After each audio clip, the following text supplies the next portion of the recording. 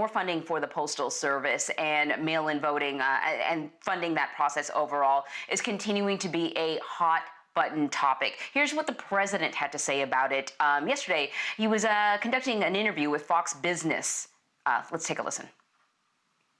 Now, they need that money in order to have the post office work so it can take all of these millions and millions of ballots. If we don't make a deal, that means they don't get the money. That means they can't have universal mail-in voting.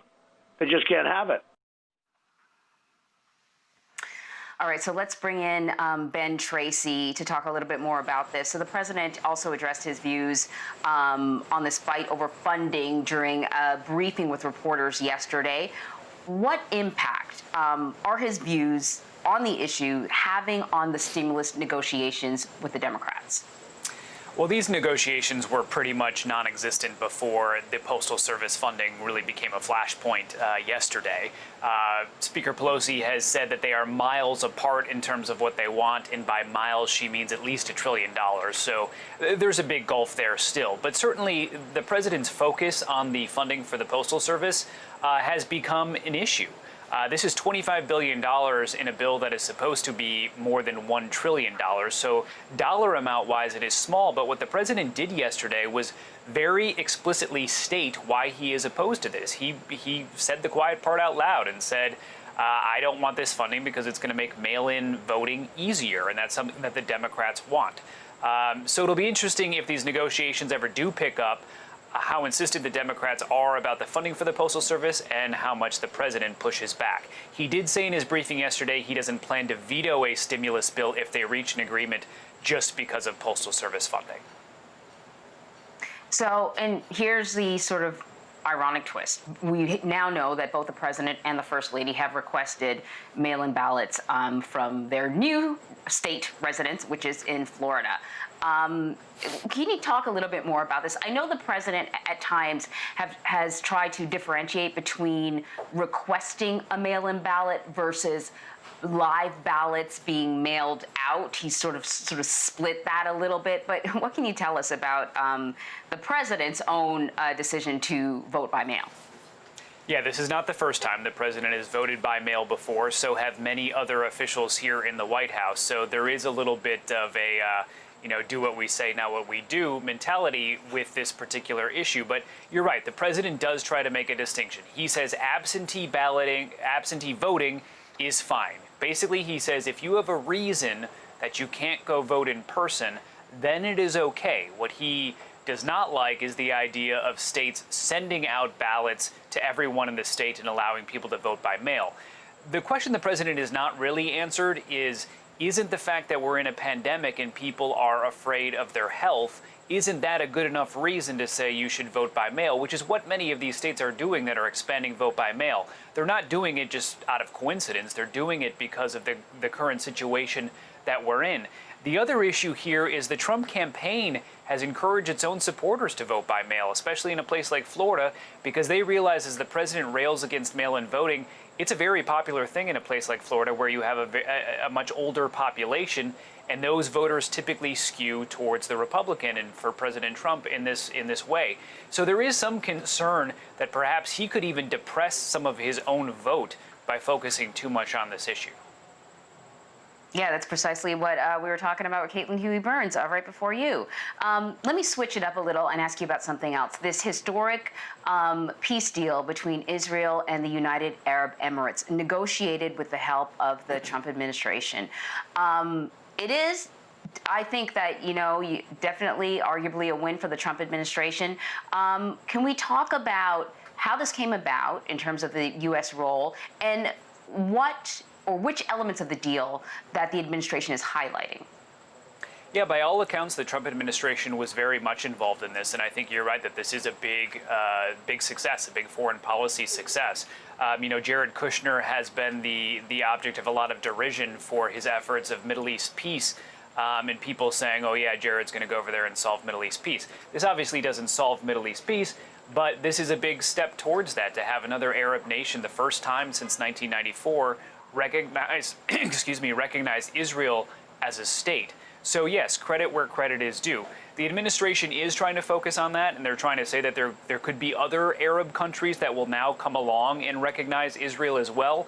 And a lot of this is, the strategy here is to kind of create a bulwark against Iran. The whole idea here is that these countries have one thing in common, and that is that they oppose Iran's nuclear program and Iran's influence in the region. So if they can be more on the same page, that's viewed as a good thing.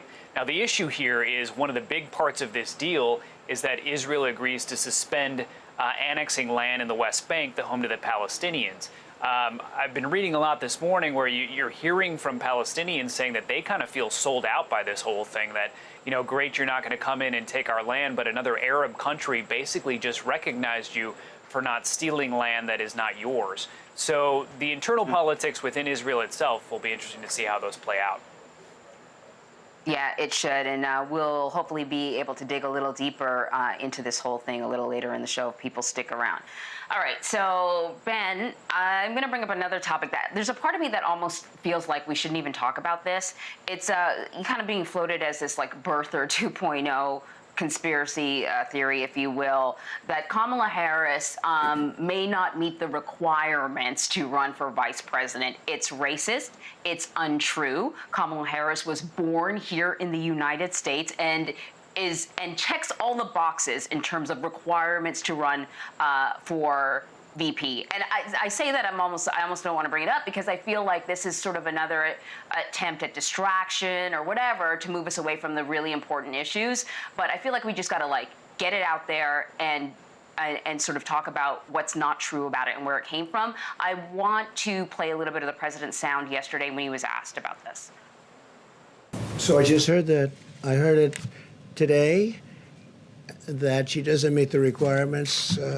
And by the way, the lawyer that wrote that piece is a very highly qualified, very talented lawyer. I have no idea if that's right. I would have assumed the Democrats would have checked that out before she gets chosen to run for vice president. But that's a very serious. You're saying that they're saying that she doesn't qualify because she wasn't born in this country. No, she was born in this country, but her parents did not. The claims say that her parents did not receive their permanent residence at that time. I don't know about it. I just heard about it. I'll take a look.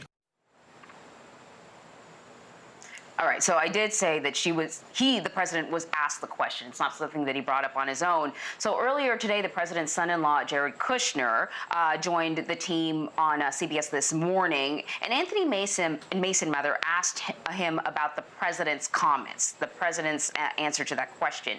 Here's what he said. Campaign accept that Kamala Harris is a qualified candidate? He just said that he had no idea whether that's right or wrong. I don't see that as promoting it. But look, at the end of the day, it's something that's out there. And again, I have not studied it. That's not what I'm asking. Do you accept that she's a qualified candidate? I personally have no reason to believe she's not. But again, my focus for the last 24 hours has been on the historic peace deal that we've been able to achieve here. She was born in Oakland, California. Yeah. Makes her a qualified candidate. Why didn't the president take the opportunity to debunk that theory? I have not had a chance to discuss this with him, but again, let his words speak for himself. Okay, Ben, just to give people sort of a little more context, I believe that this conversation came out of a conservative law professor's sort of op-ed that suggested that her qualifications may be influenced by her parents' immigration status when she was born. No one subscribes to that. And it calls into question the whole concept of birthright citizenship, which by and large, we all sort of agree is a thing, that if you're born here, you're an American citizen. That's full stop, end of the conversation. So, you know, you even heard Jared Kushner there, like, not sort of waffle on the answer. What do we expect, how do we expect the administration to handle this question moving forward, do you think? It's disingenuous for Jared Kushner to say the president doesn't know whether or not this is true. The president knows that she was born in the country and therefore she is qualified, full stop. So, I mean, you could just leave it at that. But I also want to circle back. I mean, this is not something that just came from some fringe conservative website. The reason we're talking about this is because the senior legal counsel to the Trump campaign brought this up and said this is an open question, which it's not. So his own campaign, and that wasn't asked in the question in the briefing room yesterday, his own campaign has chosen to make this an issue. And the president is kind of feigning ignorance about it. We'll see how this goes along. He's obviously going to get asked this question probably every time he gets up to the podium until he debunks it.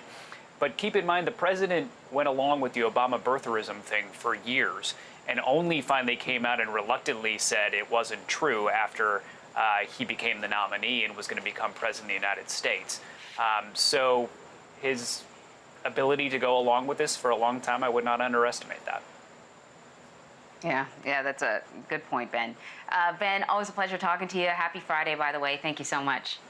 Thanks, Anne Marie. Have a great weekend.